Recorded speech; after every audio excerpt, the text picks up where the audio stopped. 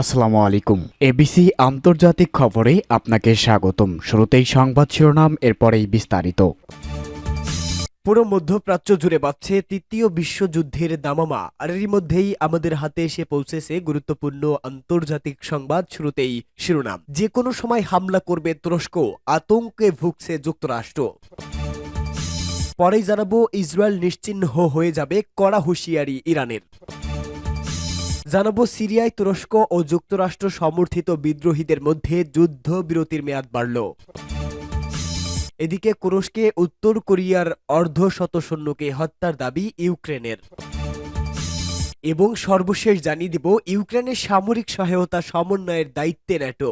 এতক্ষণ শুনছিলেন সংবাদ শিরোনাম, এবারে বিস্তারিত। তবে তার আগে প্রতিদিনের আপডেট আন্তর্জাতিক সংবাদ সবার আগে পেতে ভিডিওটিতে একটি লাইক দিয়ে চ্যানেলটি সাবস্ক্রাইব করার অনুরোধ রইল।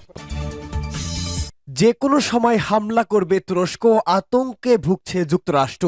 বাড়ির সীমানায় এসে দাদাগিরি একদমই চলবে না, সে কথাই যেন বুঝিয়ে দিচ্ছেন তুরস্কের প্রেসিডেন্ট রিসেপ তাইপ এরদোয়ান। আঙ্কারার মদদে সিরিয়ার বিদ্রোহীদের কাছে মসনদ হারান বাশার আল আসাদ। এবার তুর্কিদের নজর পড়েছে সিরিয়ায় মার্কিন মিত্রদের উপর। ওয়াশিংটনের কর্মকর্তাদের বিশ্বাস, যে কোনো সময় সিরিয়ায় থাকা তাদের মিত্ররা হামলার শিকার হবে, আর এই হামলা হবে এরদোয়ানের নির্দেশে। সিরিয়া তুরস্ক সীমান্তবর্তী কবুনিতে সেনা জড়ো করছে তুরস্ক। সিরিয়ার কুর্দিশ সংখ্যাগরিষ্ঠ এই শহর এর আগেও তুরস্কের টার্গেটে ছিল।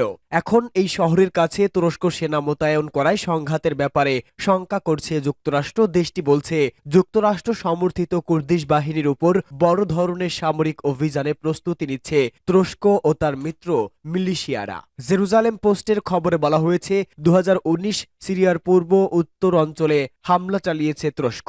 মার্কিন কর্মকর্তারা বলেছে, এবারও একই পরিমাণ সৈন্য মোতায়েনের ঘটনা দেখা যাচ্ছে। ওয়াল স্ট্রিট জার্নালকে একজন মার্কিন কর্মকর্তা সতর্ক করে দিয়ে বলেন, সিরিয়া সীমান্তের ভেতর যে কোনো সময় অভিযান শুরু করতে পারে তুরস্ক। এমন অভিযান শুরু হলে এই অঞ্চলে অস্থিতিশীলতা আরও বাড়বে বলে মনে করেন কর্মকর্তারা। ওই প্রতিবেদনে তুরস্কের উর্দি পরা কমান্ডো, আর্টিলারি ইউনিট এবং মিত্র মিলিশিয়াদের সীমান্তবর্তী এলাকার কোনো কৌশলগত অবস্থানে মোতায়েন করা হচ্ছে তার বিস্তারিত রয়েছে। তুরস্কের সম্ভাব্য হামলা থেকে বাঁচাতে মার্কিন প্রেসিডেন্ট নির্বাচিত ডোনাল্ড ট্রাম্পের দ্বারস্থ হয়েছেন সিরিয়ার কুর্দিশ বেসামরিক প্রশাসনের একজন সিনিয়র কর্মকর্তা। তিনি চিঠি লিখে বলেন, যুক্তরাষ্ট্র যেন এরদোয়ানকে এই অভিযানের পরিকল্পনা থেকে সরে আসতে চাপ দেয়।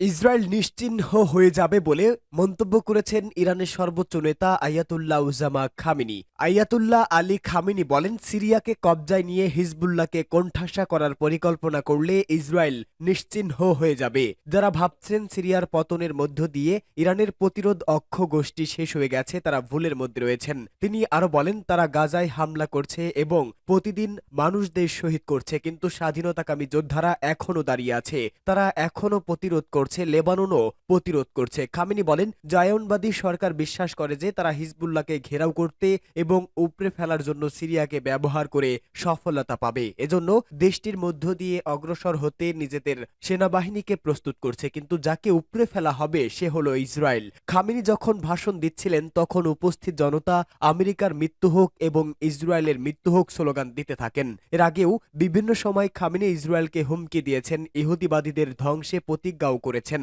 সম্প্রতি ইরান ইসরায়েলের পাল্টাপাল্টি হামলার পর খামেনির পক্ষ থেকে কড়া বার্তা আসে, কিন্তু শেষমেশ ইরান বড় কোনো পদক্ষেপ নেয়নি। এমনকি ইরানে ইসরায়েলের সর্বশেষ হামলার কোনো জবাবও দেওয়া হয়নি তেহরানের পক্ষ থেকে। এদিকে ইসরায়েল ইরানের আরেক অক্ষ শক্তিতে আঘাতের পরিকল্পনা করছে। ইসরায়েলের পাবলিক ব্রডকাস্টিং কর্পোরেশন জানিয়েছে, ইসরায়েল ক্রমাগত ক্ষেপণাস্ত্র ও ড্রোন হামলার জবাবে ইয়েমেনের হুতি গোষ্ঠীর বিরুদ্ধে সামরিক অভিযানের প্রস্তুতি নিচ্ছে। সিরিয়ায় তুরস্ক ও যুক্তরাষ্ট্র সমর্থিত বিদ্রোহীদের মধ্যে যুদ্ধবিরতির মেয়াদ বাড়ল। সিরিয়ার উত্তাল পরিস্থিতিতে দেশটির তুরস্ক ও যুক্তরাষ্ট্র সমর্থিত বিদ্রোহী গোষ্ঠীগুলোর মধ্যে চলমান যুদ্ধবিরতি আরও এক সপ্তাহের জন্য বাড়ানো হয়েছে। তুরস্ক সমর্থিত বিদ্রোহীদের জোট সিরিয়ান ন্যাশনাল আর্মি এবং যুক্তরাষ্ট্র সমর্থিত সিরিয়ান ডেমোক্রেটস ফোর্সেস আগামী সপ্তাহের শেষ পর্যন্ত উত্তর সিরিয়ার মানজিব শহরে সংঘর্ষ বন্ধ রাখার সিদ্ধান্ত নিয়েছে। মার্কিন পররাষ্ট্র দপ্তরের মুখপাত্র ম্যাথিউ মিলার স্থানীয় সময় গতকাল মঙ্গলবার এক সংবাদ সম্মেলনে এ তথ্য জানিয়েছে। তিনি তিনি বলেন, সিরিয়ায় শান্তি প্রতিষ্ঠার জন্য তুরস্ক ও এসডিএফ এর সঙ্গে আলোচনা চালিয়ে যাচ্ছি। আমাদের লক্ষ্য যতদিন সম্ভব যুদ্ধবিরতি অব্যাহত রাখা। তিনি আরো বলেন, সিরিয়ার অস্থিতিশীল পরিস্থিতিকে কোনো পক্ষ থেকে নিজেদের ক্ষুদ্র স্বার্থে ব্যবহার না করে তা নিশ্চিত করাই আমাদের উদ্দেশ্য।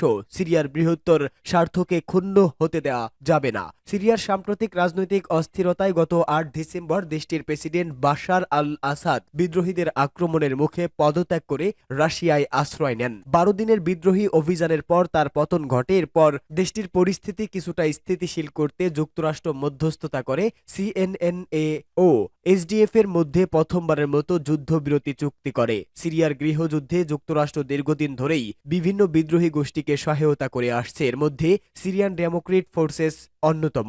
যুক্তরাষ্ট্রের সহযোগিতায় এসডিএফ সিরিয়ায় আইএস বিরোধী লড়াই চালিয়ে যাচ্ছে। এসডিএফ এর মধ্যে কুর্দি গোষ্ঠী ওয়াইপিজি সবচেয়ে প্রভাবশালী। তবে তুরস্ক ওয়াইপিজিকে কুর্দিস্তান ওয়ার্কার্স পার্টি এর শাখা হিসেবে দেখে, যা গত ৪০ বছর ধরে তুরস্কে বিদ্রোহ করে আসছে। পিকেকে কে তুরস্ক এবং যুক্তরাষ্ট্র উভয় সন্ত্রাসী গোষ্ঠী হিসেবে বিবেচনা করে। এদিকে ন্যাটো জোটের সদস্য হওয়া সত্ত্বেও সিরিয়ার দীর্ঘ ১৩ বছরের গৃহযুদ্ধে যুক্তরাষ্ট্র এবং তুরস্ক একে অপরের বিপরীতমুখী বিদ্রোহী গোষ্ঠীকে সমর্থন দিয়ে আসছে। এই বিরোধের মধ্যেই দুপক্ষের বিদ্রোহী গোষ্ঠীগুলোর মধ্যে সাময়িক শান্তি প্রতিষ্ঠায় চেষ্টা চলছে। তুরস্কে উত্তর কোরিয়ার অর্ধশত সৈন্যকে হত্যার দাবি ইউক্রেনের। রাশিয়ার কুরস্ক অঞ্চলে হামলা চালিয়ে উত্তর কোরিয়ার অর্ধশতাধিক সৈন্যকে হত্যা করা হয়েছে বলে দাবি করেছে ইউক্রেন। ইউক্রেনের সামরিক বাহিনীর স্পেশাল ফোর্স ৩ দিনের লড়াইয়ে ওই সৈন্যদের হত্যার দাবি করেছে। লড়াইয়ে উত্তর কোরিয়ার আরও অন্তত ৪৭ সৈন্য আহত হয়েছে বলে জানিয়েছে ইউক্রেন। কুরস্কের যুদ্ধক্ষেত্রে সফলভাবে উত্তর কোরিয়ার সৈন্য ও সামরিক সরঞ্জামকে নিশানা করার এফপিভি ড্রোনের ফুটেজ প্রকাশ করেছে ইউক্রেনের স্পেশাল অপারেশন ফোর্স। ইউক্রেনীয় সংবাদ মাধ্যম কিয়েভ ইন্ডিপেন্ডেন্টস বলেছেন, গত আগস্টের শুরুর দিকে কুরস্কের অবলাস্টে যুদ্ধরত ইউক্রেনীয় সেনাদের বিরুদ্ধে লড়াইয়ে সহায়তা করার জন্য উত্তর কোরিয়া ১০,০০০ সৈন্য মোতায়েন করেছে রাশিয়া। ইউক্রেনের স্পেশাল অপারেশন ফোর্স ফেসবুকে দেওয়া এক পোস্টে বলেছেন, প্রিন্স ইজিয়াভনস্কো মুস্তিশলাভিজের ৮ম স্পেশাল ফোর্স রেজিমেন্টের সৈন্যরা রাশিয়ার কুরস্কের অবলাস্টে উত্তর কোরিয়ার সৈন্যদের জন্য উষ্ণ অভ্যর্থনার আয়োজন করেছিল। এই সময় ২টি সাজোয়া যান, ২টি গাড়ি এবং একটি অলটেরেন গাড়িতে হামলা চালানো হয়। তবে কুরস্কে উত্তর কোরিয়ার সৈন্যদের লক্ষ্য করে হামলা ও সৈন্যদের হতাহতের ঘটনায় ইউক্রেনের স্পেশাল ফোর্সের দাবির বিষয়টি স্বতন্ত্রভাবে যাচাই করতে পারেনি কিয়েভ ইন্ডিপেন্ডেন্ট কে বলেছে, গত নভেম্বর শুরুতে কুরস্ক অঞ্চলে উত্তর কোরিয়ার সৈন্যদের মোতায়েনের তথ্য পায় ইউক্রেন। এরপর থেকে কোরিয়ার সৈন্যদের সঙ্গে ইউক্রেনের সামরিক বাহিনীর সীমিত লড়াই চলছে। পরে ওই সৈন্যদের ব্যবহার করে ইউক্রেনীয় বাহিনীর বিরুদ্ধে স্থল অভিযান শুরু করে রাশিয়া। ইউক্রেনের সামরিক সহায়তা সমন্বয়ের দায়িত্বে ন্যাটো। অবশেষে যুক্তরাষ্ট্রের পরিবর্তে এখন থেকে ইউক্রেনে পশ্চাত্যের সামরিক সহায়তা সমন্বয়ের দায়িত্ব পেল ন্যাটো। ন্যাটোর একটি সূত্র এ খবর জানিয়েছে, ন্যাটো বিরোধী ডোনাল্ড ট্রাম্পের প্রভাব থেকে সহায়তা ব্যবস্থাকে সুরক্ষিত রাখাই এই উদ্দেশ্য। স্কাই নিউজ এক প্রতিবেদনে দাবি করেছে। আন্তর্জাতিক বিশ্লেষকদের মতে এই পদক্ষেপের ফলে ন্যাটো রুশ আগ্রাসনের বিরুদ্ধে ইউক্রেন যুদ্ধে আরও প্রতিপক্ষ ভূমিকা রাখার সুযোগ পাবে। এতে যুদ্ধ আরও দীর্ঘস্থায়ী হবে, বড় ধরনের ধাক্কা খাবে ইউক্রেন। তবে কূটনৈতিকরা স্বীকার করেছেন, ন্যাটোকে এই দায়িত্ব দেওয়া হলে ইউক্রেনের উপর তেমন কোনো প্রভাব পড়বে না, কারণ যুক্তরাষ্ট্রই ন্যাটোর প্রধান শক্তি এবং কিয়েভের জন্য সবচেয়ে বেশি অর্থ ও অস্ত্র সরবরাহ করছে যুক্তরাষ্ট্র। কিন্তু নবনির্বাচিত মার্কিন প্রেসিডেন্ট ডোনাল্ড ট্রাম্প এই যুদ্ধের ঘোর বিরোধী। তিনি ইতোমধ্যে বলেছেন, হোয়াইট হাউসের দায়িত্ব নেওয়ার পর তার প্রথম কাজই হবে রাশিয়া ইউক্রেন যুদ্ধ বন্ধ করা।